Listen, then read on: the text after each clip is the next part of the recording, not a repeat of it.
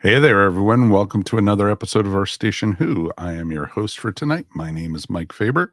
Thank you guys for joining us. And we are looking at the state of the Whoverse. That's right, folks. Should be a ton of fun to talk all about Doctor Who. And you know what? This is going to be cool. Doctor Who is back, it's great to say. And we're doing this live. And we definitely want everybody to get involved, everyone to jump in with both feet. And you know what? It's going to be great to talk to everyone. And we've got a great crew to join. Of course, let's say howdy to Mr. Mike Gordon. Howdy. How are you, sir? Peachy keen. Welcome to the new year and new Who. That's right. And it's our brand new YouTube channel. New This YouTube. is our first broadcast on our YouTube channel. Wow. Yeah. People could see our faces. We could see our faces finally. All this gleam and joy and everything. So, we got to kick up our game, and everything. We're going to go all high dev for, Earth Station Who. Do you really want to see us in high dev, though? I don't know about that part. Yeah, that's a little too close. Yes. And we got a great crew to talk to you guys tonight. Let's welcome Ciarán Moffatt. Hello. Sorry, I just eared up there. Thank you so much for having me. It's always a pleasure working with you guys. Always a pleasure to have you. You're almost like our default go-to now, and which is a real positive and everything. And it's gonna be great to talk all about Doctor Who tonight. I'm the token non-American.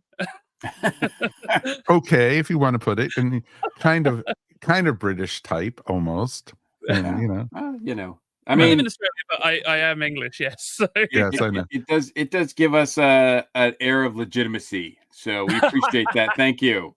No, we're gonna be, we're gonna be really legitimate now because Ashley Pauls is here too. Hello. It's actually been a while since we've talked Doctor Who with you. So it's always fun. I love talking about movies over on the main Earth Station 1 podcast, but Doctor Who is another one of my favorite fandoms. So always a pleasure to chat Who stuff with fellow fans. I think you would totally just geek out if they combined Dune, Star Wars, and Doctor Who together. I think I would just probably lay down and have to be resuscitated. So Zack Snyder will try it. He won't do it well, but he'll try it. You know what? Exactly. Yes, you're probably right about that. More is more. Mm-hmm, exactly, and especially in Zach's case. So definitely, it's always great to be here to chat and everything. And you know what? This is awesome because, we're going to be talking all about the state of the Whoviverse tonight. And, we've talked about the specials. We've talked about the Christmas special, the introduction of Ncuti as the 15th Doctor. And it's just awesome to be able to look back at this now because we're going to talk about the specials and everything because they were just so powerful and so strong and everything that it's going to be just a lot of different stuff we're going to talk about, but we're also going to look at the future, what we're going to be. We don't do a lot of predictions on this channel and stuff, but sometimes it's fun just to speculate and see where Doctor Who is going to be going in 2024. What are we going to expect? What are we going to see? And we purposely kept Ciarán off of the specials because I wanted him on this one purposely, because I wanted him to look back at all the different stuff. And oh boy, do I have opinions? And consider me shocked, man. Consider me totally shocked on this one. So I think it's going to be a ton of fun. And you know what? Let's dive in. We have audience members. Sad to say Mary Ogle can't be joining us tonight. She got, I would say con crud, but I think it's just pre-con crud. Pre-con crud. Because he hasn't gone to the convention yet. Nope, exactly. Oh. We're not going till February, so. There is something nasty going on around, at least the States. I know, Ashley, you missed a couple of podcasts a few weeks ago because of it and all that. And then, and so, yes, I think it's going around. So be careful out there.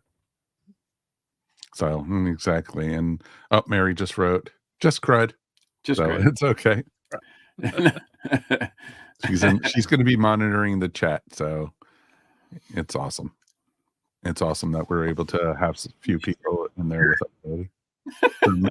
she's like following us from I don't want to say above, but that's but that just she's stuck in the time vortex. Let's just say that. Mhm. Yeah, that's it. I think that's better. Well, yeah, she's in Florida, so she's definitely not above. Exactly. So someone already said, "We'll behave. No need for a monitor." Will you? Will you? Will you really? I know. So it's awesome, but you know what? It's so interesting these days to see what Doctor Who is becoming and changing and evolving. And that's the one thing we've always said about Doctor Who is it's about change. Every doctor is different, every showrunner is different, and it's not the same show that came back even in 2005. It's evolved from that point. And so it's interesting to see, and I'm so tired of all the haters and the crap like that. Yeah, look, if you have a problem with how Doctor Who has changed, the problem is not that Doctor Who has changed, it's that you haven't. Exactly. And you're right about it not being the same as 2005. Russell T Davies is not the same person as he was when he show ran it before.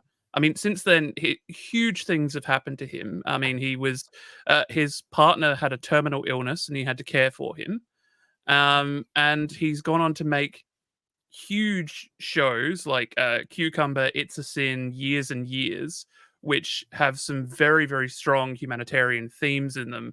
And I think he's at the point where he's like, I really don't care what people think. I'm putting this in Doctor Who. I'm giving this sense of the world to Doctor Who. Mhm. And I think it needs it. When it was announced that he was going to return as the showrunner, I mean, there was a sense of, you could tell there was a sense of relief and a sense of contention with most of the fandom, mostly relief because of what his success rate was on the show previously. But I think at this stage in his life, yes, it's very fair to say that he did not take this job because he knows more than anybody how big of a job this is. But he wasn't going to do it. He wasn't going to invest in it unless he could bring something new to it, and do it the way he wanted to do it on his terms. And I think we've seen with the contract that kind of got out about with him with Bad Wolf that he does have a lot of control, a lot more control than he did before. And Yep. I think that and another thing too is he wouldn't do this if he didn't love Doctor Who. He loves this franchise. Yeah. And I think that's coming from a really solid place too. So no matter what you feel about him, regardless, I don't think you can deny that it's coming from a place of love and respect. Now what happens after that, I mean, it remains to be seen. But I think it's not just a guy who's coming in who doesn't know the franchise, who's not familiar, who wants to radically change everything just to change things. No, I agree with that completely. I think, he cares about the product too, and he wants to put out a good product. He wants to take it to the next level. Yeah. I think And there's also, he wants to, he has a platform and he will use it. Yes. oh yeah. That's what it is, a platform and he will use it. Oh, and the people out there who are saying, "Oh, this is it. This is the end. Doctor Who's become too woke." Doctor Who's always been woke, folks. And, and that's what we said earlier. That's what it's all about is, just having Who back is great. It's wonderful to have, maybe more consistent of a show and everything. And there's so many haters now out there and so much misinformation out, it's crazy that they're doing that. I saw a funny meme online that said, like, this is the typical cycle of Doctor Who. The new doctor shows up. Everyone's like, oh, I hate this doctor. This is the worst ever. And then, like, oh, this person's okay. And then by the end, this is one of the best doctors ever. I don't want them to go. So I feel like we always go through this cycle of hating on the new doctor, and then once we meet them, we get to enjoy them. So just like fans, everyone, just give it some time, give yourself a chance. And the beauty of the show is, if a particular doctor in the run doesn't resonate you, it may be somebody else's favorite doctor. So just let them enjoy that, and then maybe the next regeneration will be your favorite. So Mhm. it's a show that's never stagnant. It's always changing. And if a certain episode or doctor doesn't speak to you, that's okay. The next one might. Exactly. That's a perfect way to say it, actually. A news cycle depends on definitive takes and negative takes. So every Yes. article has to be, this is a fact, and also quite often like, this is negative. A few weeks ago, and this got like, one place did an article on it. It was doctorwhotv.co.uk did an article about Ncuti Gatwa and Millie Gibson might be stepping down. And this article was drawn from cherry-picked quotes from other sources from 2023. Mhm. And I then saw the same article. everyone on social media like launched on that, because you have like, you can't put out an article saying, oh, these like, it doesn't, no one reads the article and says, oh, they said this and it might mean this. No, it has to be like, they are leaving. Could they Yes. be leaving, in a big like bold question marks? And people on like YouTube, let's face it, YouTubers love to do like real quick, like harsh cut reacts to these Yes. things. Sure, And sure. that's how these things spiral. No, and we'll touch more on that later, because I have a couple theories and a couple thoughts on that, but I don't want to, jump too far ahead. Let's, touch about where Doctor Who's been since the beginning of November, pretty much. We got basically a whole new, era of Doctor Who with the return of David Tennant, and we had the Star Beast. And you had Donna back, you had Donna's mom, and you got the introduction of Rose, which was really awesome. I loved all the characters in that. And Ciarán, since we haven't talked to you, what were your initial thoughts with the specials? So if we're start with the Star Beast, Yeah. they managed to humanize Sylvia Noble, which I didn't think was possible. That was shocking completely. I have said before, like the greatest evil in the universe of Doctor Who is Sylvia Noble. She's a horrible, horrible person. And in this episode, I was like, oh, she's behaving like a normal human being, and she's really quite nice and kind. It was great to see the Star Beast adapted. I loved Mhm. it. Miriam Margolyes put on a great performance. Just the practical effects that went into it. Like, I can see why they started it with that, because it is big, it is bold, and it shows exactly. And it's also classic Doctor Who. Basically, it is it's a Mhm. classic Doctor Who idea. Aliens come and there's big explosions and things like that. Beautiful. We've lost Mike. We just did lose Mike Gordon. That's okay. Keep going. He'll be back. We can't get back for him. Leave him. Leave him. We got to move forward. It was great. It was Russell tied up the loose ends and just let it go. I think this is the start of, and it's something we will touch on again, is Russell T Davies, as in his words, his move to fantasy over sci-fi. Now, what that means is essentially no explanations. It's like, don't question it, just accept that this thing just happened.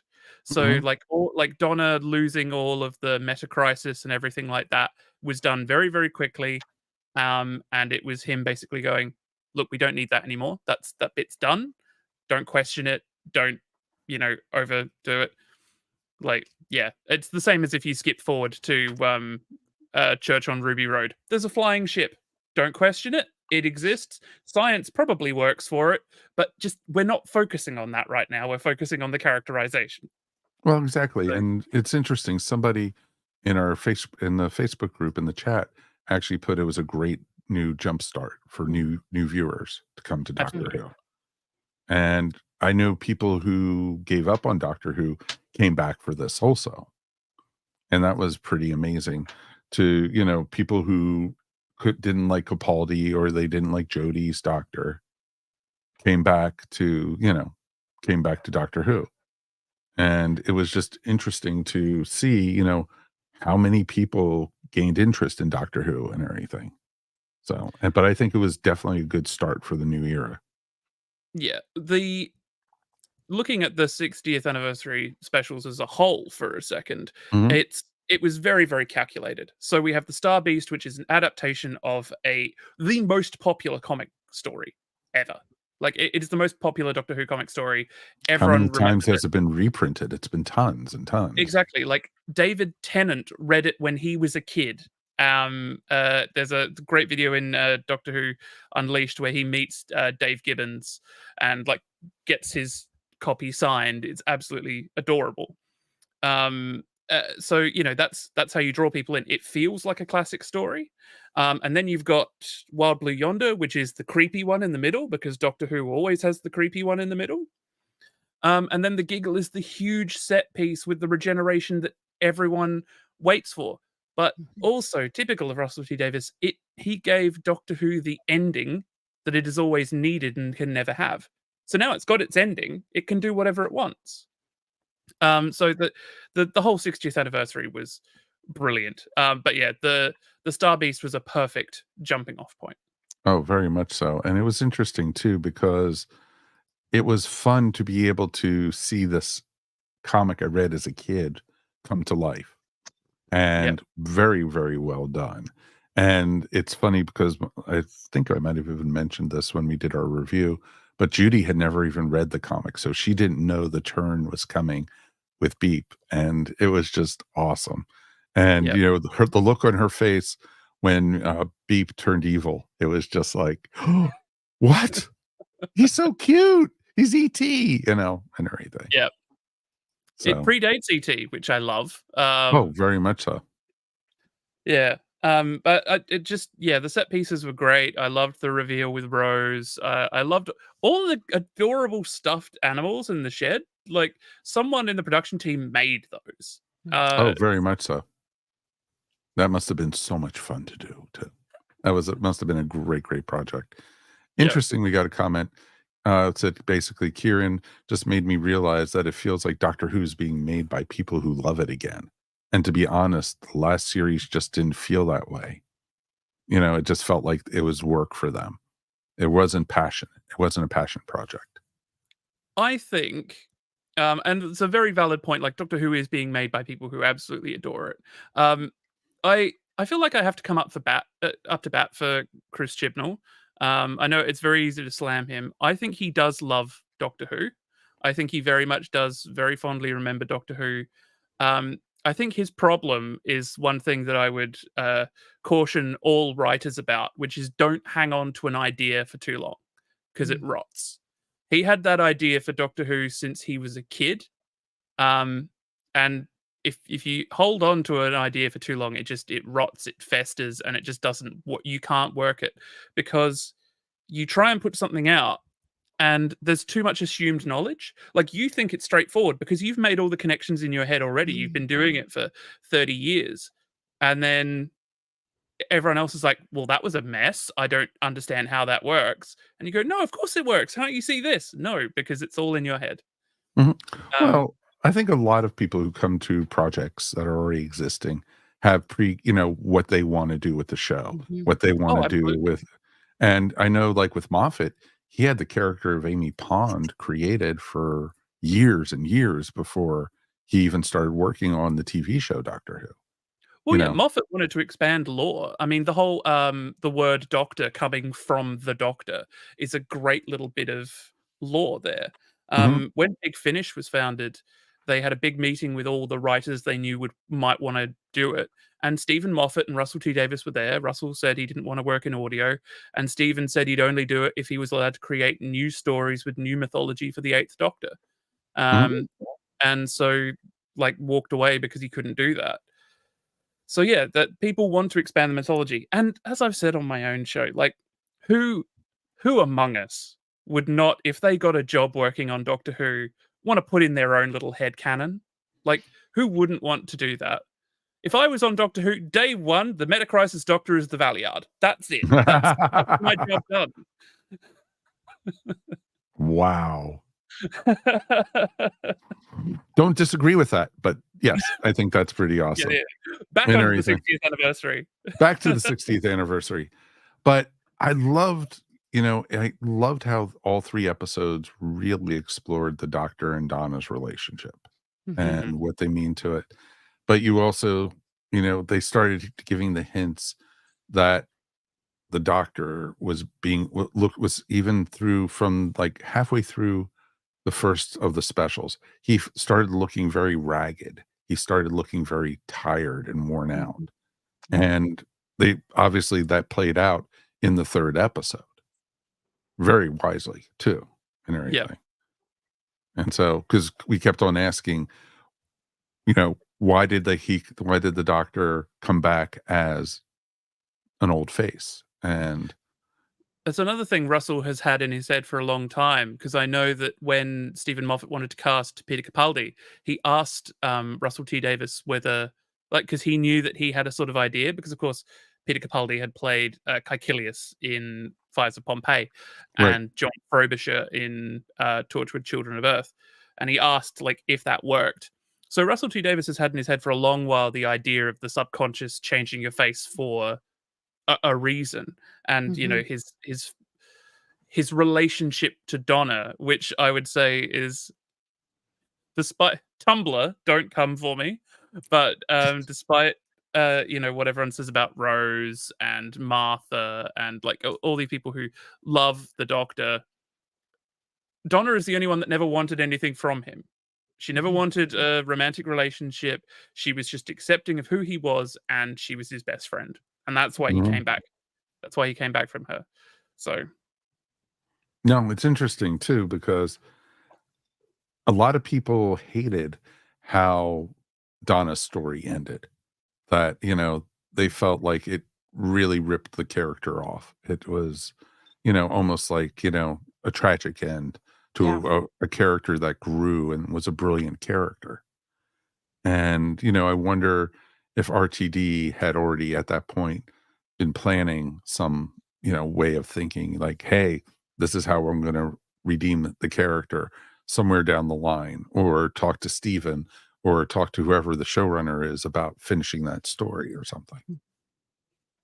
It's possible. I mean, sorry, after you, please. Oh, no, I was just going to say it's a nice bit of closure. I agree. Yeah. Oh, it very much is. And I think it's one of those things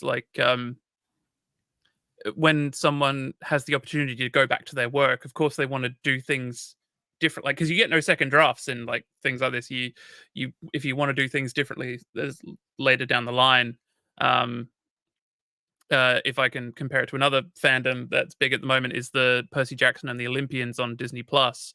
There are a lot of minor changes to what went on in the book, and because people like to complain when things aren't exactly the way they want them. Ciarán, people just like to complain. That's just period. Yeah, period. No if, whats, or buts.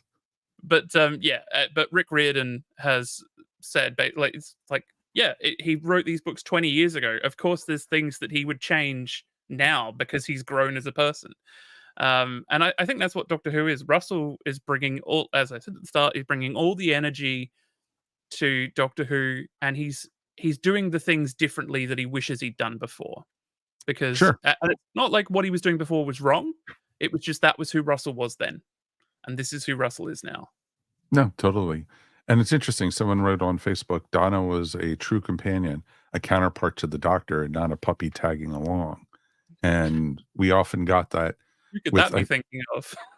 Well, you had that, I hate to say it, both Rose and Martha were that way in a lot of ways. Yeah. I think Martha gets a really bum deal. I do, because she gets nothing. Rose at least gets a clone of the Doctor in another parallel universe. Martha gets nothing but trauma. Poor Martha. Poor Martha. I'm hoping Martha is going to get redeemed also. And that would be awesome. There's rumor that she's going to either be appearing in this season 1 or I almost said Torchwood unit spinoff that we are hopefully going to get. I think I need to say this. All right, we are never getting more Torchwood. No, I'm sorry, we are never getting we more are Torchwood. not going to get Torchwood. It's entirely on Big Finish now. Eve Miles might go into Unit, but we're never getting more Torchwood on TV. There is a shot in the the next season trailer at the end of Ruby Road that looks like Martha and Rose are standing behind the Doctor. But best guess is that's from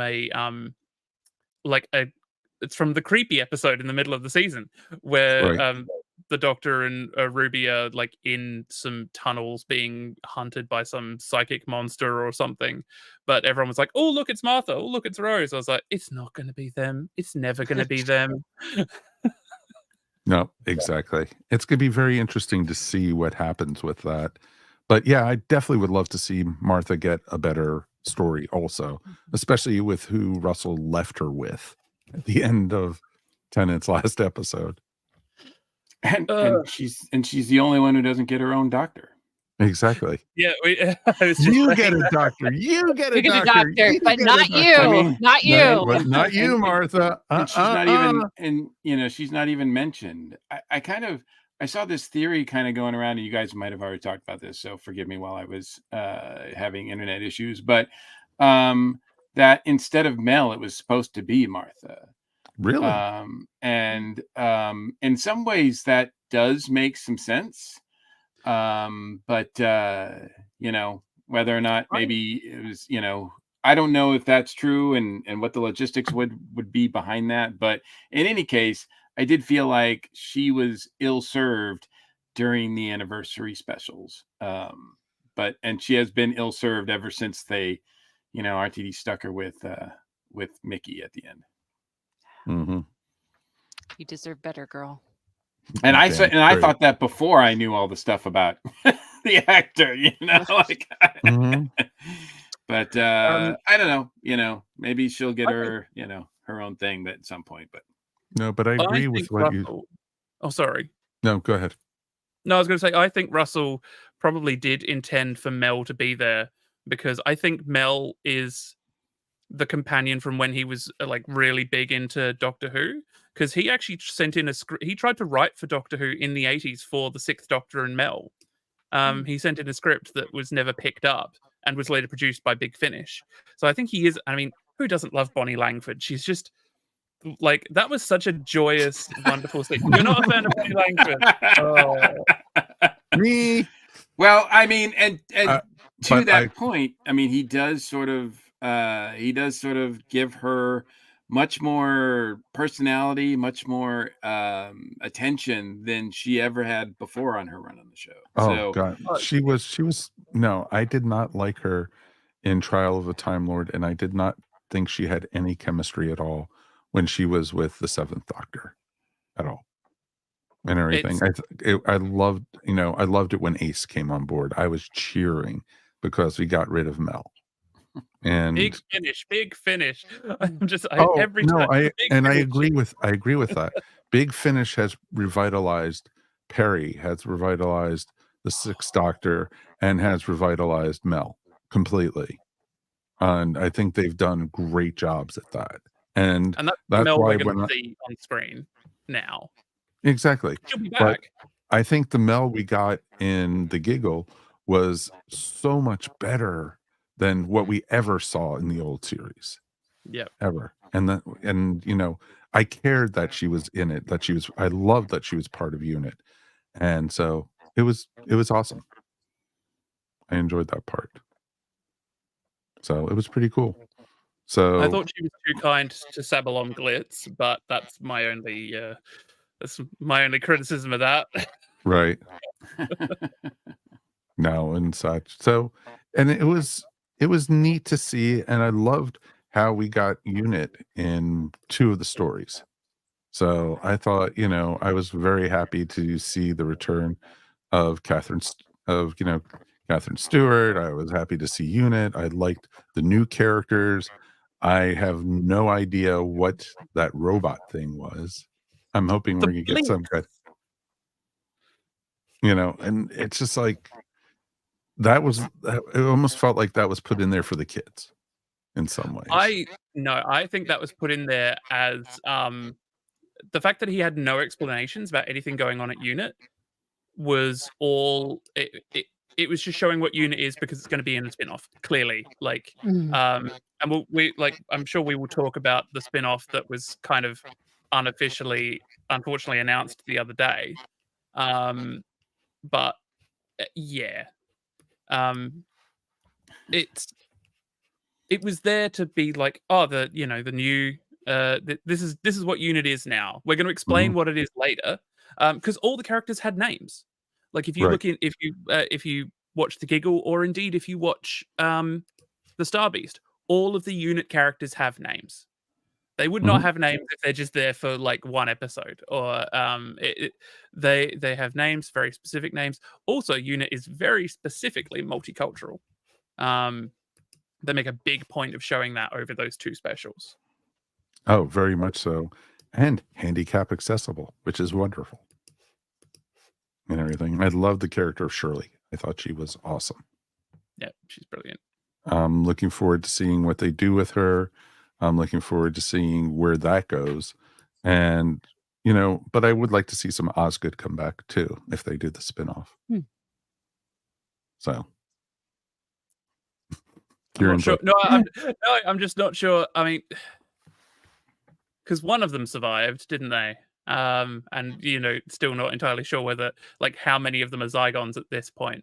Osgood would be great. I feel like Osgood is going to be one of those characters that now gets name checked forever as being on like the Unit moon base, or like, oh yeah, Osgood's doing this. Like how they're constantly just like, oh, the Brigadier's in Geneva, or the Brigadier's in Peru. That's going to be the new thing. Osgood is in Brazil. Like, yeah.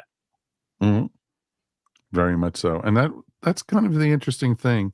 So I'm going to be very curious to see what they do with Unit this season. And, there is rumor going around that there is, the new spinoff is the Sea Devils. And, so much so that reports already saying that they're going to be starting production in March on this.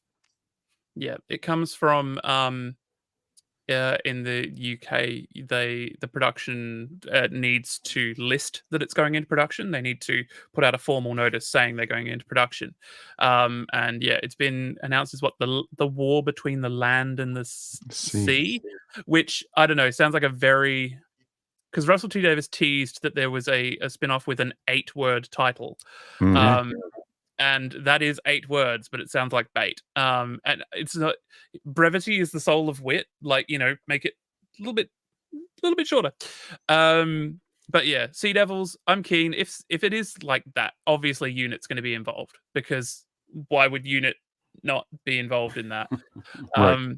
But that could be right there. That could be the Unit spinoff that they were, Absolutely. And we're already getting more Unit next season. So Unit's here to stay. Yep. Where the Sea Devils are concerned, I liked the concept behind the special they did a couple of years ago. The one thing I hated was the production team. Someone thought it was a good idea that instead of making the mouths move, what they do is digitally stretch the frames. And so it looked like some sort of Hunter S. Thompson like drug scene while their faces like stretched and contorted. That sounds about right. Yeah, I really hated it. Like the story was fine, the costumes were fine, but that one thing just totally, like, talk about willing suspension of disbelief. I lost it completely.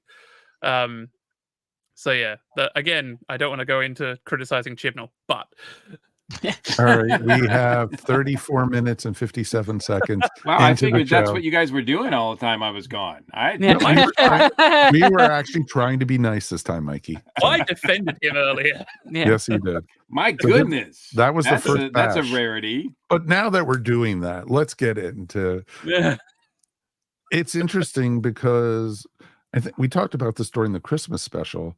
They brought in the Timeless Child, and they have not ignored it. Starting with, Wild Blue Yonder forward, they've talked about it almost every episode. And, and they've explained it better in these than ever Chibnall ever did. I think it's just Russell T Davies is sort of trimming it to fit his own world. Like he's just sort of gone, he's not going to ignore anything. And also, as we've talked about before, Russell T Davies has made it perfectly clear that he is not listening to any of you.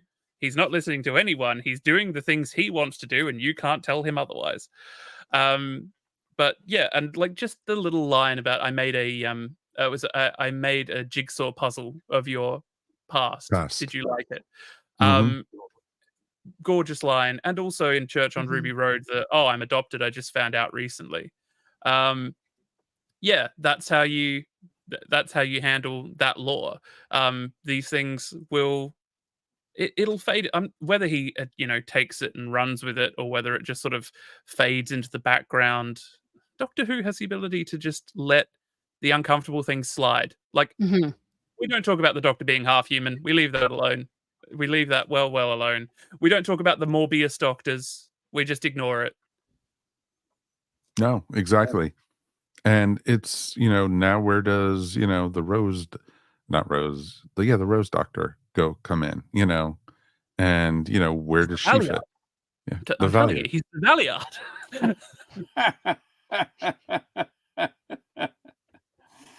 One day they will let me in the production team. We can't do a future of the Whoniverse special without mentioning the Valiant or the Ronnie. So, those are two words that have to be mentioned every time you speculate. Did any of you guys hear about it was about last week, I think it might have been an issue of Doctor Who magazine. He's the right. It might have been in Doctor Who magazine. But Russell T Davies said that his original script for when the Bi-Generation happened, Mel had a line about, this has happened before, but I didn't see it. I was unconscious. The Rani did this. And he made a very conscious effort of putting the Rani in that script, taking it out, but then telling everyone that he put her in. Yes, little Easter egg there. Yeah, at the giggle, when the tooth that has the gold tooth that has the master in it is picked up by someone apparently standing on midair. Can everybody float? Come on. Yeah, which is a callback to when the master's ring fell out of the fire and a hand picked it up. And I remember in Doctor Who magazine when that happened, Russell T Davies said, yes, that's the hand of the Rani, because he's a shit stirrer. Yes, he is. Stir that pot. Exactly. Well, he enjoys people, because if people aren't talking about Doctor Who, then people aren't watching Doctor Who. Yeah. Well, exactly. I mean, he has done an amazing job. He and Bad Wolf and everybody have done an amazing job keeping Doctor Who in the news for most of the time, but leading up to the specials, and now continuing on with that. There's not a week that goes by where you don't see casting news or something that the BBC has to respond to. Somebody slips and lets something out or whatever. I mean, it's just or he has to respond to something. So I think he's done an incredible job keeping it relevant and keeping people talking about it. Oh, very much so, because I was looking through some of my memories over the last couple of days. One of the things that came up, we already, by this time last year, we had already seen Ncuti in his new costume as the Doctor. So Russell has been building the excitement. You saw, who is the new Doctor? What is he about? Blah, blah, blah. And it's just interesting to see, how excited everyone was, with us, most Whovians, the anticipation for the countdown to the 60th anniversary. And, everyone had all these different expectations.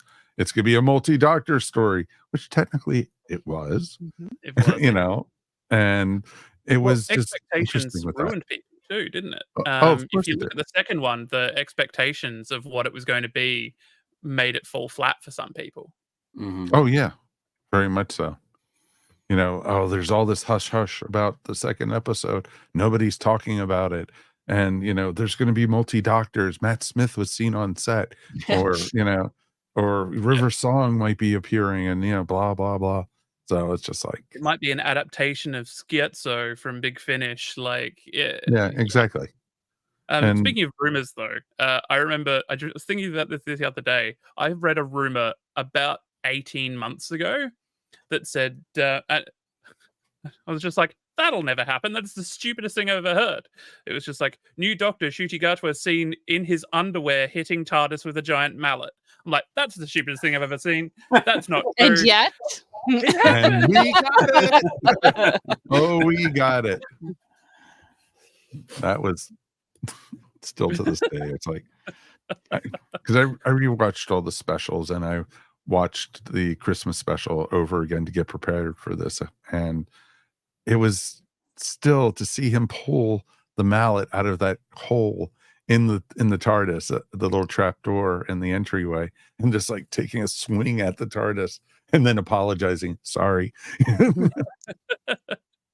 Again, it's Russell T Davies's fantasy thing of don't ask questions. It works somehow. Just don't ask questions, and you'll be fine. You'll be happy. Mm-hmm. No, okay. It's true. And it's. Go ahead, Ashley. I was just gonna say, I'm also think that it's big that it's available on Disney Plus, at least here in the US, because I'm hopeful that maybe some new fans will find it as they're just scrolling through and looking for stuff to watch. Not to name names of other franchises, but as some other franchises are kind of having some stumbles or some grumbling amongst the fans, people might be looking for something new to watch. And I would love more people to and viewers of all ages to discover Doctor Who through there and get on board. What was really good about that is it's on Disney Plus everywhere in the world except for in the UK and Ireland, because it's basically it's on BBC there. So everywhere else, this is the first time it's all on one channel, and everything. Well, yes, I mean, I see what you're saying, that it's available everywhere at pretty much the same venue. However, I do think so when we first heard about the deal that Doctor Who is going to Disney Plus, I mean, everybody was, and there were some people thinking that, oh my God, now Disney owns it. They're going to make changes. They're going to do this. They're going to do that, et cetera, et cetera. But for the most part, everybody was like you, Mike. They were like thinking, hey, this is going to be great. Everybody's going to have access to it. It's going to open up a whole new audience. Well, after the last year that Disney had, it might not be such a great thing that Doctor Who is on Disney Plus. I mean, that's going to be, and the way that they've treated it too. I mean, I think a lot of us thought that they were going to get some other content other than just the new stuff. I mean, I think a lot of us were wishing, outside of the UK, that we're wishing that we had access to BBC iPlayer, because that seems like, if you're a Whovian, that seems like it's the thing to have, because you've got access to everything, all in one place, which is all awesome. in one place, which and that's I think one of the a lot things of people are looking for these days. Oh yeah, and it's hugely popular there. It's hugely popular. I posted something up on our Facebook group, which everyone should get involved with. So check out our Station Who up on our Facebook group page. Definitely check out our group. It's a great place to be. But in that group, we posted an article about even BBC is surprised how popular the one player has been for Whovians. And, and a lot of people who answered on that and responded to that, they were going, basically, anywhere else in the world, you have to go like 14 different places to watch. If you want to watch Doctor Who all the way from an Unearthly Child up to the newest series. And sucks. And I know it's, how people buy rights to the show and stuff like that. I'm hoping eventually everywhere will be on Disney. I'm looking forward to the day when, going to Disney Plus and seeing a Doctor Who section like they have Marvel, Star Wars, National they do have Geographic. There's only 4 things in it right now. Yeah. But the thing about iPlayer is so in the UK, obviously, like laws regarding streaming are very, very new, and the BBC is one of the oldest working television networks in the world, and it's also state owned. And so, due to competition laws, they can't actually put most of their back catalogue up on iPlayer. It's only recently that they've been allowed to do that, which is why they can do what they're doing with Doctor Who. One of the big problems here in Australia, I have to mention Australia here, is that Doctor Who, since its inception, has aired here on the ABC, the Australian Broadcasting Corporation, which is a state-owned television network. I think the closest thing you guys have in the US is PBS, but Right. like the ABC is government-funded, it is free to air for all Australians, and it is ad-free. And Doctor Who has aired on that this whole time. This is the first time ever that a new series of Doctor Who has come out that it has not aired on the ABC. And so, if anything, coming out on Disney Plus in Australia has lowered accessibility in Australia for That's Doctor a shame. Who. Yeah, That's horrible. yeah, Just yeah. because So, not so many people are streaming there, or well, our internet is unfortunately terrible because Rupert Murdoch crippled our internet system to make sure that we still bought Foxtel. But yeah, so the internet is not great, but people are streaming. But the thing is, the pickup rate for older Australians is difficult. So, older Australians who like Doctor Who, they're not able to watch it because they don't have streaming. They don't know how to stream. They don't have the infrastructure. We're talking people who still have landline phones that don't have broadband internet. Like we only just I don't even have complete fiber to my house. It's still partially copper. So it's probably true for most countries. Even in the United States, I would reckon that there are less subscribers to Disney Plus than have access to BBC America, Sci-Fi Channel, the places that it's aired before. So starting with its origins on PBS. So I feel like, even though it is kind of cool in a global sense that a lot of people can access it in a similar way, I do feel like the audience is probably less than it was ongoing for past iterations of Doctor Who. well, I think it's checks actually, and balances. I think I think it'll go up and down on either side. yeah, exactly. I agree with what Ciarán's saying with that, because actually, like for me to see BBC America, because I don't have cable, I have to then subscribe to AMC Plus and to get it, and I don't watch anything else on AMC Plus, and so once the new series has left it, I let that go by the wayside. It's true, but you're an exception to the rule. I mean, most people have cable. No, they don't. Not as much as they used to, dude. There's more and more people are ditching cable. That's absolutely true. Not as much as used to, but still, in this country, more people have cable than any other service. The way they get their TV, that's just a fact. So, it is lessening, but it right now it is the case. I mean, and also, your country is the only country that operates like that. Cable is not really a thing. Here in Australia, there is one cable company, and it's owned by Fox, and all the networks on it are owned by Fox. And so streaming has basically been a godsend to us. But Brady, it's getting there for us. I don't know if I'd quite call it a godsend because they still are, right now. I mean, it's a mess. It's a mess right now, and that's not just in this country. That's worldwide. So that's that's a thing that. But I mean, the people who want it are going to find it. Oh, exactly. The Doctor Who fans are going to find it. So that's the cool thing that is of itself. And I know that they're making it available so that you can purchase it digitally. And I'm sure you'll be able to purchase, hard copies of it as well. They've done very, very well. The BBC has done pretty well at packaging and selling hard, like still having actual media that people can buy of Doctor Who, which is, I think, a credit to them as well. Mm-hmm. Now, and I think, again, people now in the chat room are now going in, Of course, they're like going, In July 2022, streaming platforms surpassed cable for the first time. Nielsen's monthly report stated that OTT service cornered 34.8% of the screen time.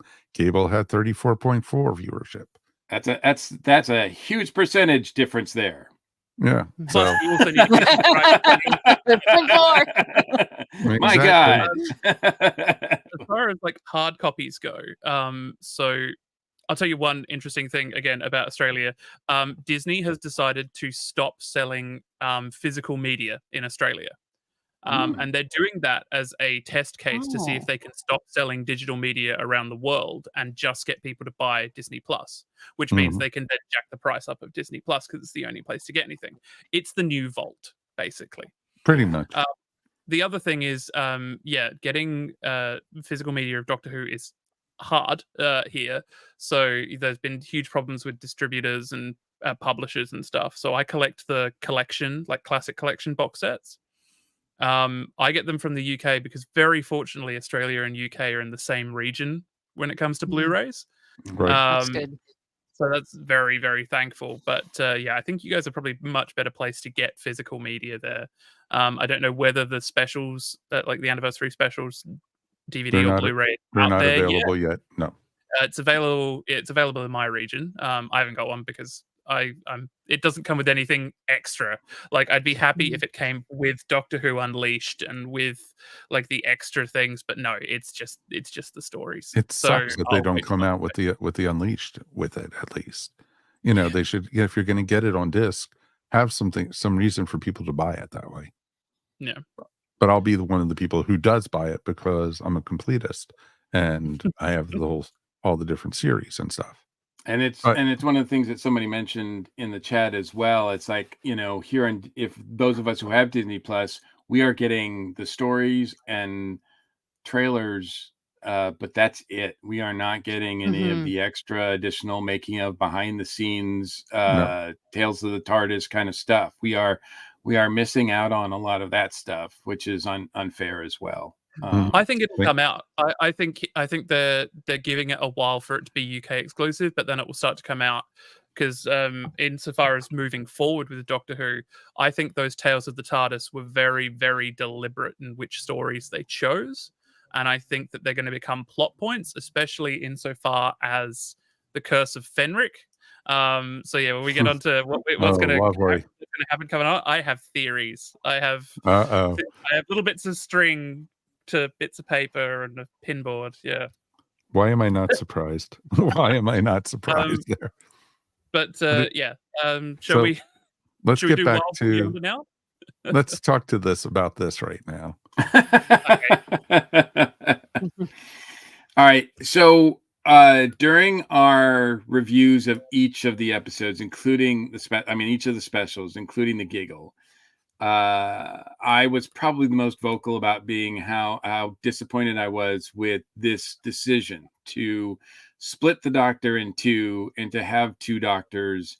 I thought it was overall a interesting but cowardly move, a safe move, and that I was really kind of disappointed that we had more than one Doctor. Not to mention the fact that outside of the story, Russell says that all the Doctors are now viable as well. So Ncuti's not only got one Doctor to compete against, but every Doctor's ever been in existence to compete against as far as telling new stories.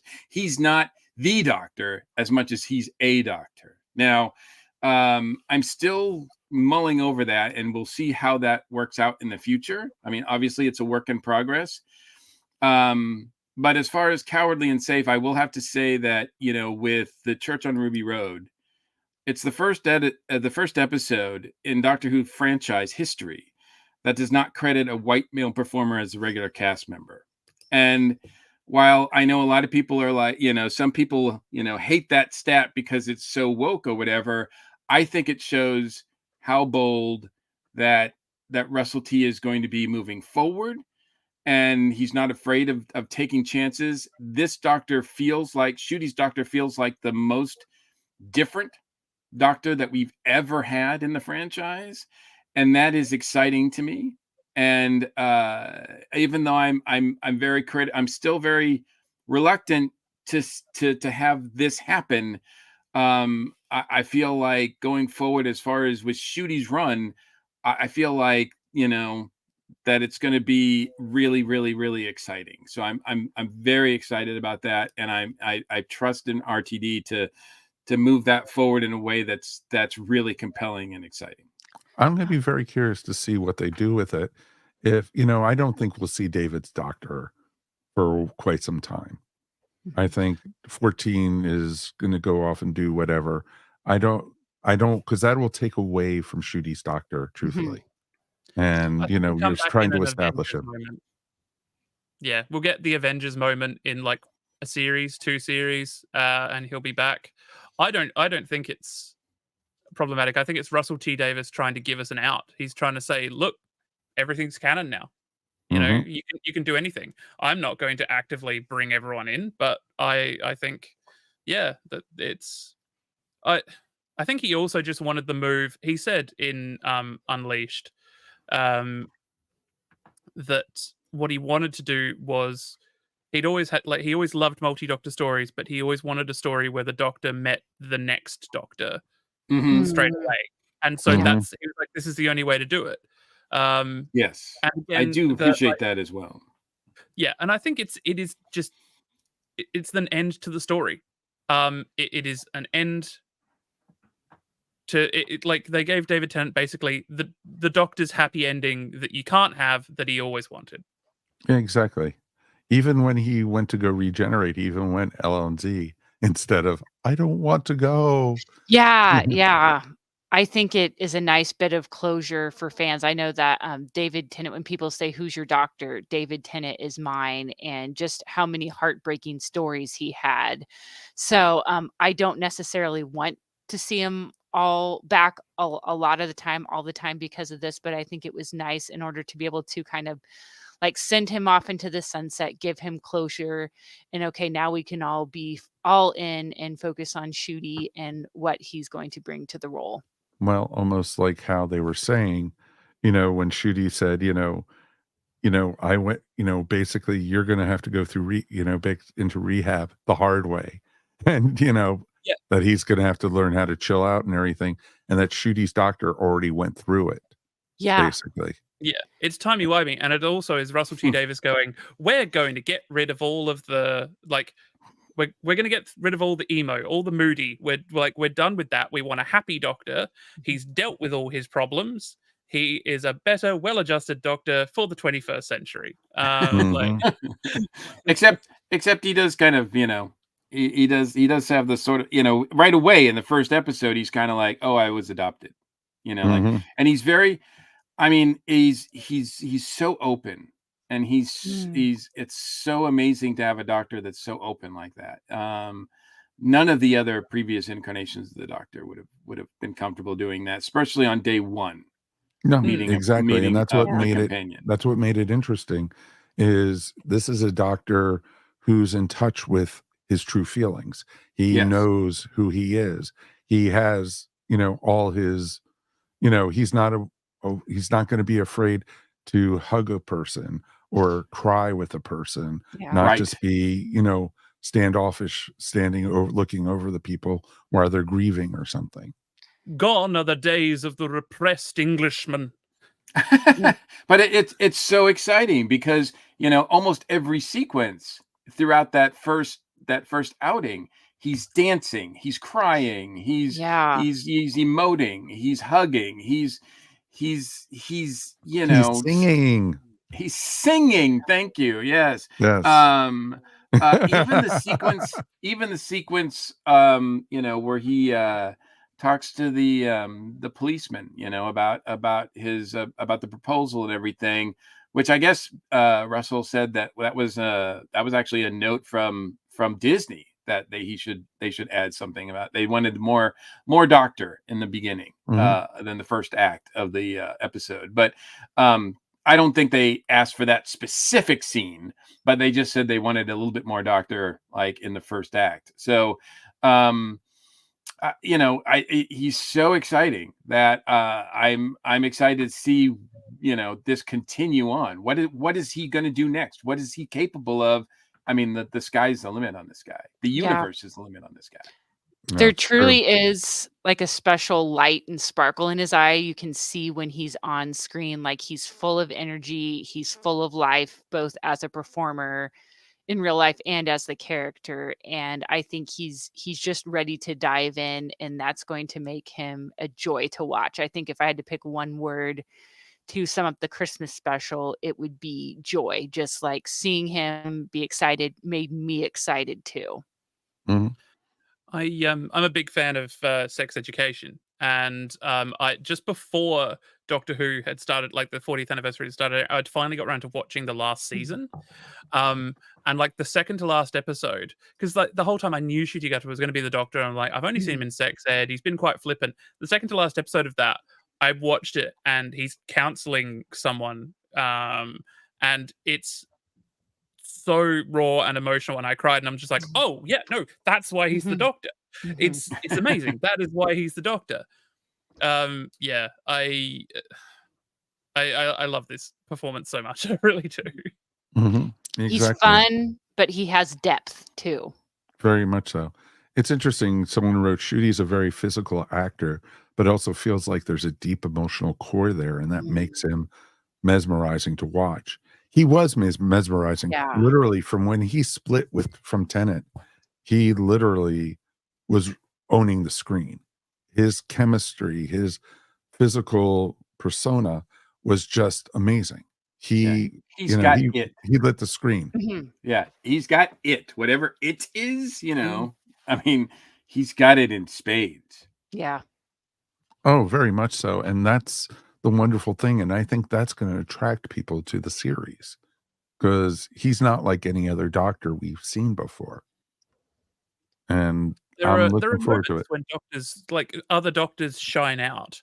Like my co-host Amber was saying, the bit where he's like trying to work out the ropes. He's like, I'm learning the language of ropes. It's like that is so like at like 10th Doctor, 11th Doctor, and like the crabbiness of like the 6th Doctor. He has that performance that he can be many characters at once, which you need to be the Doctor. Yeah, I mean, the fact that he's so different, like I said, probably the most radically different personality we've ever had in the franchise. I still sense the Doctor in him, though. Still, not like I don't feel like I'm watching a completely different being or character or whatever. He still feels, and I would be really interested to hear from him, and behind the scenes, like what like how he approaches it that way, because it's so different, yet it does feel familiar. Even when he's like, at the end of the Ruby Road, he leaves the door open, and you got to figure he's been posing on that column for like 10 minutes, just waiting for her to come in. Waiting. and she already knows who he is, but he's like, I'm the Doctor. And I'm just like, he's been workshopping that loving it. Like that, what a poser. Like he's just, it's so fun. It's so fun. It's a great way to, to introduce this character. Look, Doctor Who's gay. Like these specials, Doctor Who is gay. Like the dancing in the club in a singlet and kilt, amazing. And Neil Patrick Harris dancing to spice up your life. I know from watching the Unleashed that Neil Patrick Harris is just like, everyone in the UK knows what this song is. I've never heard it. I don't know what is this song? Everyone knows it. And yeah, everyone knows it. And it was the most amazing, like it was the gayest Doctor Who has ever been, and I loved it. That is awesome. No, and it's awesome because he was so free. That scene in the dance club was just amazing. And he was so free, and Judy looked at me and said, the Doctor dances, so. Oh, yeah. He's full of life and possibilities. There's an episode called that. Yeah, absolutely. Yeah. So it was just awesome. And I loved how they introduced Ruby. I really liked how they introduced Ruby. That was what I was going to say about that episode. The great thing about it is that it is low stakes. The universe isn't ending. Huge swathes of people aren't dying. It is a story how if you remove one person from a family, everyone else in that family is worse off. Oh, That's what very that much story so. is about. She makes her mother and her grandmother's life better by being there. And that's beautiful. And that is what Christmas is. Like, that's why it's the Christmas special. Like, It's a this Wonderful is Life. Yeah. It's Dickensian in its telling of morality. It's great. Mhm. Oh, very much so. And I liked the character. I thought she wasn't whiny. She wasn't like Doctor Save Me anything. She was pretty independent, which I liked. And I the want my chemistry prediction? between what's up? I was going to say, you want my prediction for next Of season? course. In the Beatles episode, that's coming up next season, I will bet money that Mick Jagger is at Abbey Road Studios and meets her and goes, "Oh, Ruby Sunday, that's great, but it'd be better if it was a Tuesday." Yeah, there's going to be a song reference. Oh, Yeah. you got Yes. to. There has to be. There has to be for that. She will be the originator of the song Ruby Tuesday. Yep. You heard it s- here first, folks. Oh no, this is not the first time I've heard that. So it's, As usual, I'm not in any way original. sorry, bud. But yeah, I like the character. I'm curious to see, how she's going to grow. And then there's the whole story with who's her mother and do we even need to know who her mother is and everything. Well, And I've heard so many frippin' guesses already I know, from the it. Rennie. Yeah, it's the Ronnie, of course. The, Hell, uh, I've heard everything that it was Dr. 13 Yeah. dropping her off. I've she's heard her own mother. We know. Yeah.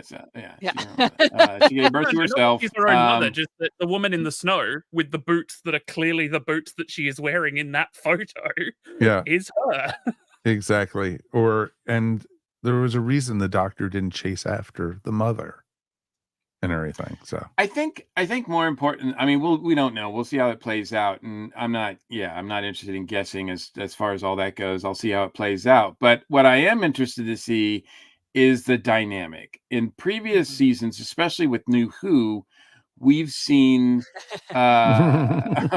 don't mess with Cherry Sunday. Do not mess with Cherry Sunday. And her tea. We find that out.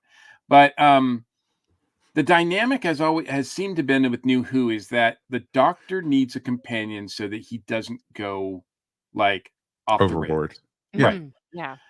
Yeah. With this new dynamic, with this Doctor does not seem like he's one that's on the brink of becoming a crazy godlike figure. So what does the relationship look like between the companion and this Doctor? I'm really curious to see how that plays out. I think Ncuti has said in interviews that the dynamic that they've sort of cultivated is that of like a couple of students at the back of the class. They're like their best friends, and they're just sort of like getting into trouble. Like, and I love that. Yeah, we get that. We get that with David and Billy a bit, like when that first starts, when they're giggling at the Queen, and Yes. she's trying out the accent, and he's like, no, don't do that.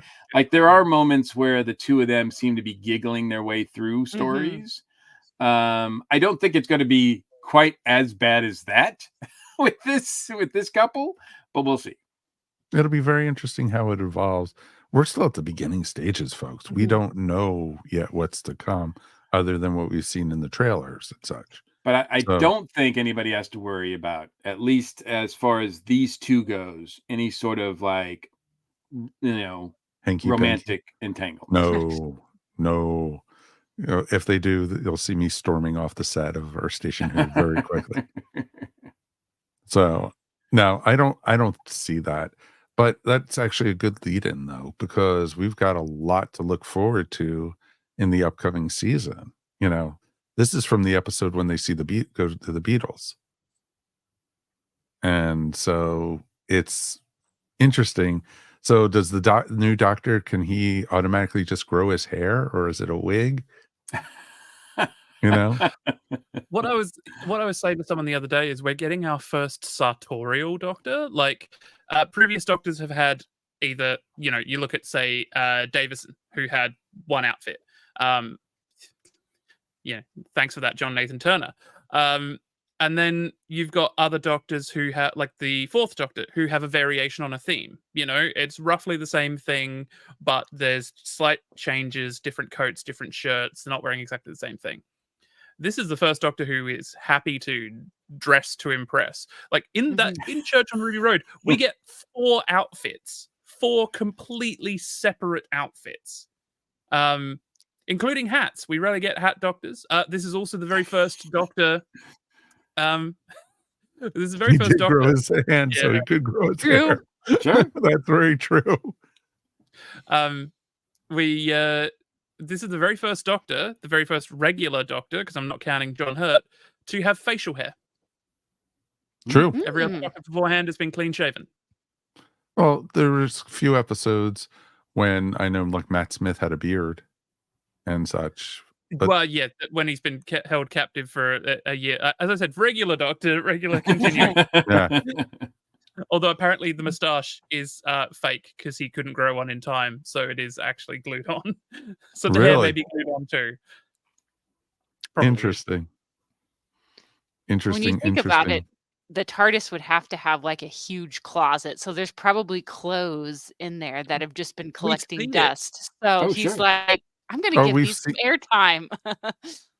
Oh, we've seen it. It's like, it's a huge closet. Yeah, the one in Christmas Invasion when he goes and gets dressed.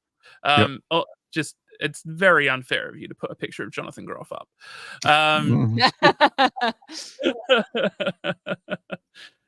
Jinx Monsoon. Okay, I want to talk about. Okay, so we're getting into this. Okay, so you mean the Rani? The toy make no, it's not the Rani. Forget the Rani. Nothing to do with the Rani. It's nothing to do with Time Lords. Okay, right. So at the end of the giggle, the toy maker says, "My legions are coming," and the Meep says, "Oh, the boss won't like this." So Russell T Davies, again in a letter to Doctor Who magazine, mentioned the toy maker belonging to a pantheon, so a group of gods.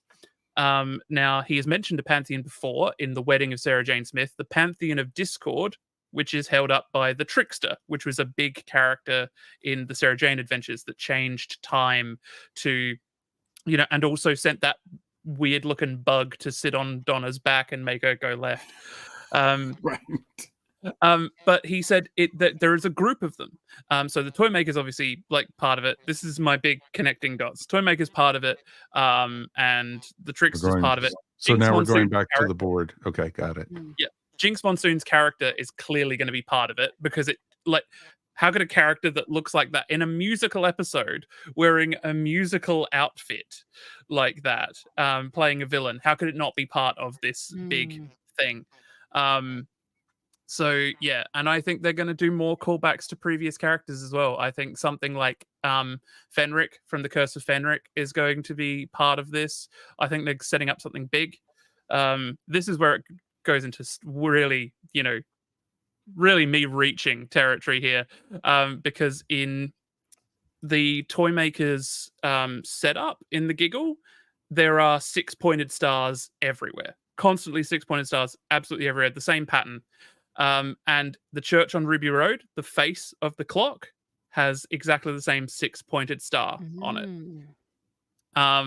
So that's my really digging in deep on that one. It's nice to have it's really nice to let your mind just go down the insane pathways with Doctor Who again. It's right.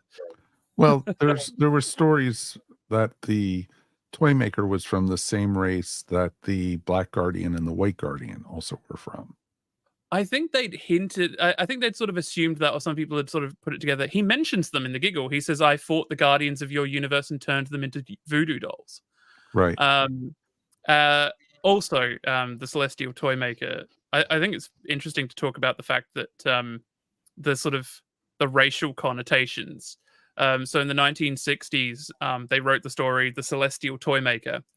And celestial used to be a racist term for a Mandarin Chinese person. Right. And so the costume designer read the word celestial and went, "Oh, okay," and that's why he's in this, like, he's a white guy in this really racist, like, Chinese outfit. Fu Manchu type thing, yeah. Yes. Yeah, and then when Russell T Davies brought him back, he made him look more like a toy maker. But because he's a villain and he really wants to hammer home proper villainy, he made the toy maker racist. He's putting on really bad accents, and the guy who buys the doll, because he's obviously South Asian heritage, he said, "Oh, you're probably used to warmer climes," in like a really sort of racist thing. It's a wonderful performance from Neil Patrick Harris. But that's my whole fan theory that I'm sure other people have said more eloquently than me. Thank you for listening to my TED talk, and if it comes true, I will be screeching. I think along with that, though, too, and we've already seen the signs of it too, and I think Russell has alluded to it, is I think, if not every episode in the season, I think the threats that we're going to see are going to be a lot more fantastic, fantasy-based, magic-based, mystic. I don't think we'll see. I mean, it would be nice to have a different, maybe the occasional more hard science fiction type thing happen as well, just to show a little bit more range. But it feels like, they've opened the doors now to fantasy, and we're going to see a lot more fantasy type villains and monsters now. Well, most likely. The author Terry Pratchett, about 15, well, it was longer than 15 years ago, before he died, he wrote a preface to a Doctor Who book, and he said Doctor Who isn't science fiction; it's action in space. It hasn't been science fiction for a long time, and I think we will get writers who want to write the hard science fiction that explains things.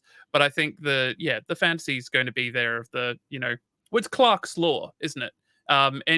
Any technology sufficiently advanced and removed from our own is indistinguishable from magic. The Doctor's still going to have a line, every episode saying it's not magic, it's just a different sort of technology or whatever. Exactly. So we'll get that added to it. But I think with 14 throwing down the salt, they pretty much said, okay, this is the doorway that's going to allow a lot more magic. He opened the gate for everything. So now we will see that. I don't know if that's something that they felt in the past was kind of holding them back a little bit. But I think they're going to explore the heck out of that this season. I think so. If you have to explain and justify the science of everything you do, you don't have time to actually do the action. Right. So yeah. And you've got people who want explanations. There's an internet full of them. And that's the thing. These are the people who, and I think that's why Russell T Davies has said this. Like, we're moving to fantasy. As I said, it's just him saying he doesn't want to explain. He doesn't want to spend so long explaining things because people want to put things in nice, neat little boxes. We're watching Doctor Who, guys. It's the canon doesn't apply. It just. Things just happen, and they contradict each other constantly. Well, the best answer for it is always because Doctor Who. Yeah, that's always the best answer. See that timey-wimey, like exactly, and that's what it's about, and it's about having fun, and it's interesting too because we have a whole season that we're going to get probably in May. And we're going to get some amazing stories from it. And then we're going to get another Christmas special. And then we're already going to get another season the following May. Yep. So it's nice. That's awesome.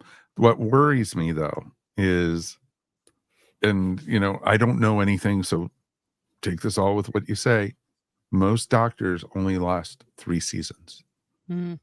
So there's a good shot, Ncuti's going to probably be filming his regeneration probably by the end of this year. No. And we're just still at the beginning of his thing. Yeah, it's one of those precedences set down. It depends on what, I suppose in the old days they used to worry about being typecast, but I don't think it's one of those things. I don't think any Doctor has not had a career after Doctor Who. Yeah. They've gone on to keep doing. I mean, even Tom Baker, the most well-known Doctor in history, has had a huge career after Doctor Who. Mhm. I mean, especially, I suppose the problem is someone like Ncuti, who is young and who is incredibly talented. You know, I know he, like a lot of other actors, wants to do you know, like wants to do theatre again. Mhm. And of course, Millie Gibson is only just like 18, 19, and her star is rising, so she may want to do Yeah. other roles as well. Mhm. But Exactly. I think because the whole 3 seasons thing came from the fact that Patrick Troughton told Peter Davison never stay for more than 3 seasons. But other Doctors have done Okay. different things.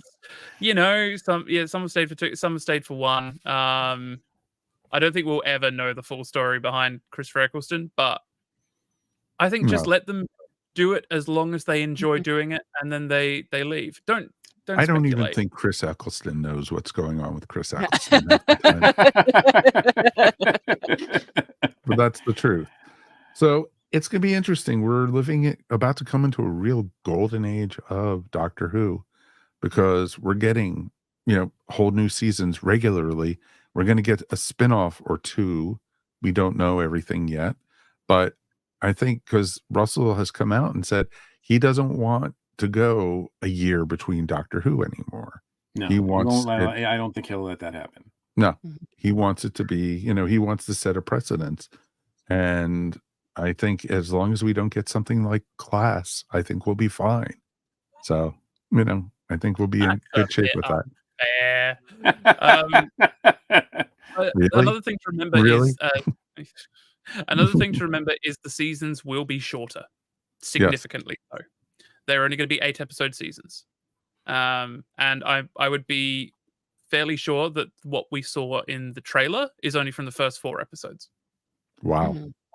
So yeah, and So- it does come out in May because Doctor Who Unleashed said May release. Okay. That's awesome. I Yeah. think it's going to be fun what we're going to get. And, I want to go around here, and what predictions do you have for this new season? What do you think? I want to see how much, Let someone else go.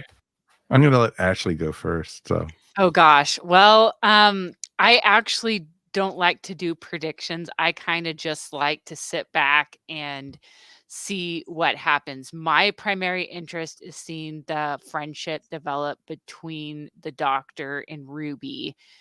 And I would really like to see their friendship and how they grow and develop as people. And I know when you think about the companions go through a lot of trauma, and not all of them have left the TARDIS on like the most lighthearted or uplifting note. But I would like, whenever Ruby's time is done, it would be great if she could leave the TARDIS like, you know what, I am better. My life is better than when I stepped in the door. So I would like her to be like happy and smiling, like a tearful, happy goodbye between her and the Doctor waving would be something I would like to see whenever she decides her time is done. no, exactly.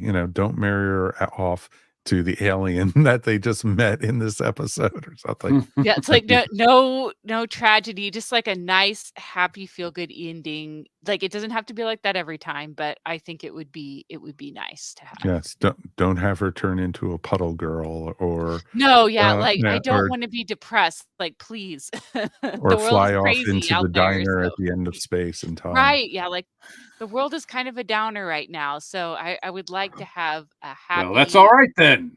Exactly. a happy goodbye and something along those Exactly. lines. So yeah, I think that's a good way to do it. Ciarán. Okay. Things that I haven't already talked about. Uh-oh. The One Who Waits that the toy maker mentions. The one thing, the one creature I dared not fight. The One Who Waits. I saw them and ran. That's a like a thing. Like, oh, you put that there deliberately for us to see. Mhm. Very, very deliberately. Don't know. Does it have anything to do with Mrs. Flood? the old woman, haven't you ever seen a TARDIS before? Don't know. One thing I do know that is quite interesting. Okay, so we didn't talk about the thing that I hated most about the 60th anniversary, which was Mavity. Hated Mavity. it. Oh, You Hated it. okay? You're bringing some Mavity to this issue Yep. now. Okay. it did get old.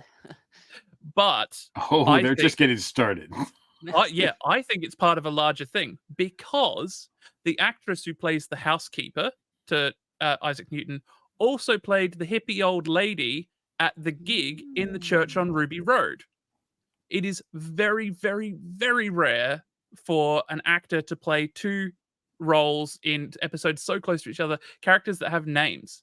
And also, that character looks like she's in that actress looks like she's in next season as well. So this is a character that is becoming a through line throughout this And story. you are correct with that because I've looked at the IMDb. So yeah, I checked that one. So he is becoming a bigger character, and so I think Mavity is going to be another thing. See, when it first happened, my co-host Amber said, "Oh, it's going to be like a Mandela effect sort of thing that's going to happen." And I was like, "No, it's just a stupid one-off, one line that's not going to go anywhere." And then it happened again in the Christmas special, and I got really annoyed and really angry. Which I was just like, it's so stupid. But I reckon this character is changing time somehow in little ways, and I think it's going to become a bigger thing. I know that the character of Mrs. Flood, Russell T Davies has said, is a slow burn. So she might not even be, she might be the big bad of next season, even. Okay. Like, not the one that's coming, the one after. But there's this through line that's starting to happen with the Pantheon and with this character appearing in different points in time. So something's going to happen there. Basically, she's not the bad wolf. She's the Torchwood coming. Got it. Yeah, exactly. She is the poster of Vote Saxon on the wall. Like exactly. That's what she's doing.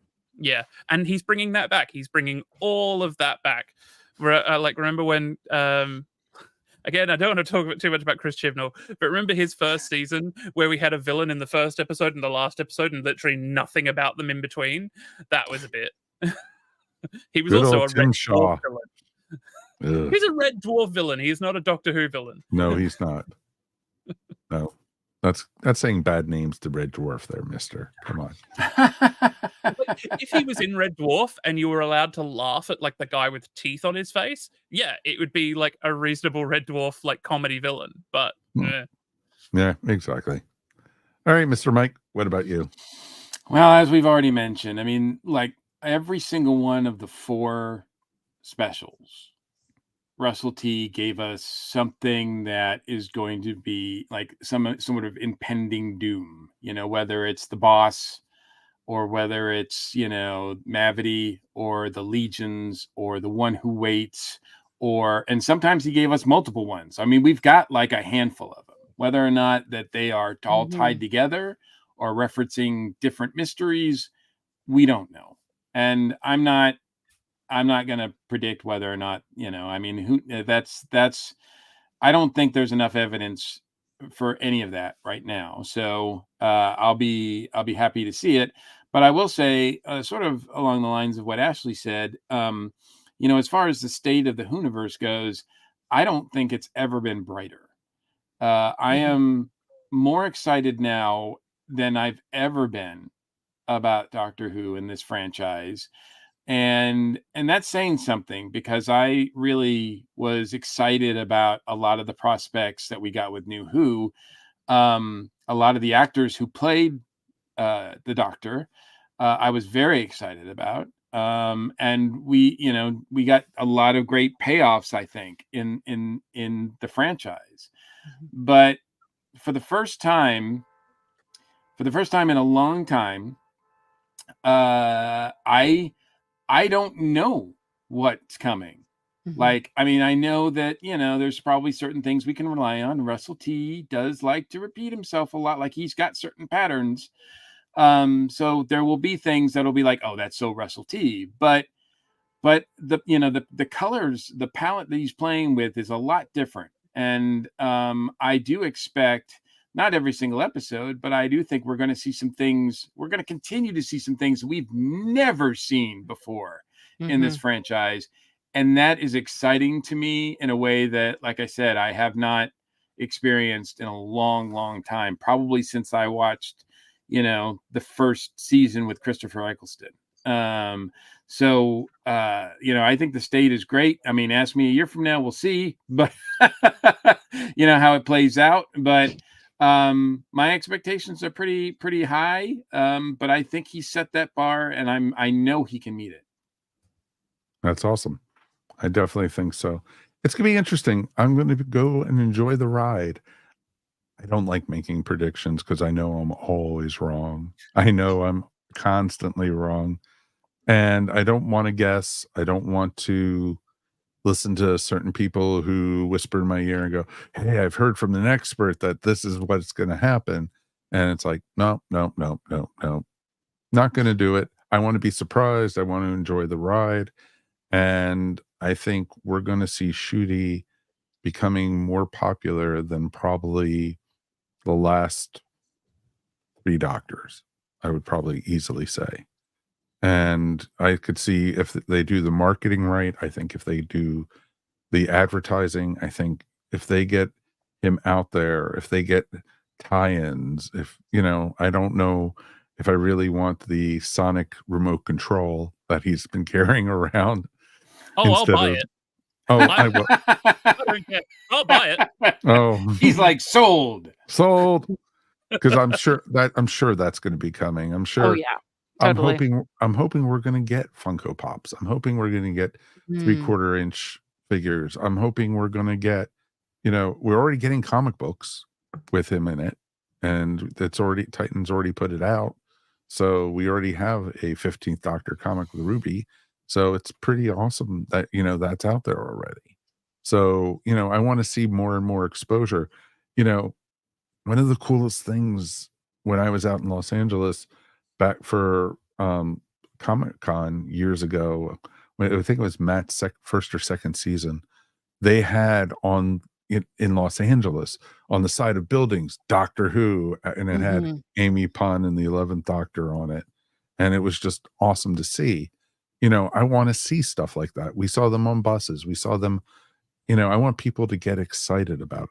Heck, they were on the back of DC Comics even, and so the marketing they were putting out for that was awesome. I want to see them do that again with Ncuti's Doctor, with Dr. 15. I don't see why they couldn't. Absolutely. One thing I want to say about Russell T Davies is I've been watching a lot of his stuff recently because I love what I watched Nolly recently, and I've watched Years and Years and It's a Sin, and I've just this week watched Torchwood Children of Earth again. And the one thing I have to say about Russell T Davies is that he is very observant, and he understands cause and effect. He understands if one thing happened, he knows what's going to happen, like what the effect of a cause is. And I think he uses that on us in a certain way. I think he understands what the effect of the things that he says is going to be. He's very calculated in what he says, and he knows what the effect is going to be. And I think everything he says has a reason behind it. And that reason is keeping us at a level of hype. I think we are his willing slaves at this point. He will say something and he knows exactly what we're going to think about it. He knows exactly how the internet is going to react. He knew the Mavity memes were coming a mile off. He wrote that and he's like, there is going to be images of that. There's going to be memes of that. Tumblr is going to go insane. Instagram everywhere. He knew. And I think there is a lot more that he knows, and he is going to keep putting out piecemeal little bits of information. And you know what? I think he's probably already told us who the villain is in the next season, and it doesn't matter. We're just going to hang on his every word, and I love it. I really do. I love like Mike said, just that it is a bright, shining new age of Doctor Who where we're being spoiled for Doctor Who. We're constantly, being fed with Doctor Who, which is great. Oh, it's a great way to put it. That is a great way to put it. And I think that's actually a great way to wrap it up tonight. So I think that's perfect. We survived our first YouTube channel video, folks. We did it. Thank you for everyone who joined us tonight. We'll be doing these live episodes more often, especially since we have the YouTube channel now. But all the episodes going forward will be in video format. So, when Mary's back, and we'll have like one or two other guests and everything. So I think it's going to be a lot of fun. I think this is a big adventure ahead of us, not just with Doctor Who, but also with Earth Station Who. So I think that's pretty awesome, folks. So I want to thank everyone who joined us in the audience. Thank you for the comments. We do appreciate you guys very, very much. Ciarán, thank you so much for joining us tonight. Thank you so much for having me. It's always a pleasure. Thank you for quietly sitting back and listening to me go on and on and on and on and on and on and on. Who knew I was going to be able to just kick up my legs tonight and just, chill. So it was perfect. Anything you want to shout out about, sir? Yeah, well, I mean, I've got a podcast. It is called Please Attend Carefully, all about the lives and times of the renegade Time Lord known universally as the Master. We've got the second half of season 1. As we call him, little golden tooth now. Little golden tooth. Oh, we had so much to say. Please attend carefully. My Instagram's at Mark3 Vocal Machine, as it's up on the screen there. New episode coming out next week. Hopefully, my computer is on the verge of dying, so I'm hoping I can get this episode completely edited and out before my computer actually dies. But yeah, come join us. Awesome. And Ashley, thank you as always, my dear. Oh, thank you. It's always a blast chatting with you guys. Anything you want to shout out about or promote? I recently had a great time over on the Earth Station 1 podcast doing the end of the year wrap up. It was a lot of fun to talk about positive things, our favorite things from the year, and Doctor Who came up quite a bit in the discussion. So it was fun to dive in a little bit deeper here about some of that. Awesome. And Mr. Mike, thank you as always, my friend. And as always, it's my pleasure. Anything you want to promote or shout out about, sir? Well, as we mentioned on at the end of the Earth Station 1, the last Earth Station 1 podcast that we did, we're going to go on a bit of a hiatus, a bit of a sabbatical while we retool some things and work on some personal projects. But there will be no end to there would be no interruption with Earth Station Who. We will be doing that, still coming to you every couple of weeks, so you will still be able to find us here. You'll also be able to find me once a month. Pretty soon we'll be recording the first episode of the Dragon Con Report, so that'll still continue. And I've got some other projects that are popping up as well, podcast wise. So keep watching this same Bat channel, this same Bat space. So you might see us there as well, see me there as well. And of course, when we return with Earth Station 1, we will be back and better than ever. Yeah, sure. It'll be perfect when it comes back. So we will definitely I didn't say perfect. Wow. I just said better. That's a lower bar. That's a real low bar there, sir. I just wanted to say thank you as always for everybody. Definitely, I think we're going to dedicate the rest of this whole season of Doctor Who and Earth Station Who is going out to Dr. Scott VA. For those who don't know, we lost Dr. Scott right after Christmas, and him and I have actually had long discussions about, Doctor Who and a lot of this, and even all the specials. I didn't hear what he thought of the Christmas special, obviously, but I knew what he thought of the 60th anniversaries and such. And Scott was a true Whovian to the heart. And we actually met him at a Doctor Who con originally. So, you know what? This season is, don't forget Dr. Geek. And you know what? Just keep him in your mind and in your heart. And we will always remember him. And, also our wishes go out to his wife, Debbie. And you know what? We miss him already with more than you can even say. And our thoughts are with him. All right. And Mary, get better, please. That's the other word of advice. We miss you. So on that, we will be able to see you guys soon. So check us out on Facebook. Now you can find us on Instagram, YouTube, wherever you listen to podcasts. We're there. Please find us. Please also leave feedback, like and subscribe. Tell all your friends about us. This is the begging part, as we'd like to say, of the show. So please, please, please, we really appreciate it. You could also write us anytime at feedback@ourstationwho.com. So definitely find us. Hope everyone has a great week or so. We'll be back in 2 weeks. And we've got lots of reviews still to do before the new season's with us. So check back on us. We will talk to you soon. Peace, everyone. And you know what? Thank you, everybody, for joining us. We love you guys. Cheers. Bye.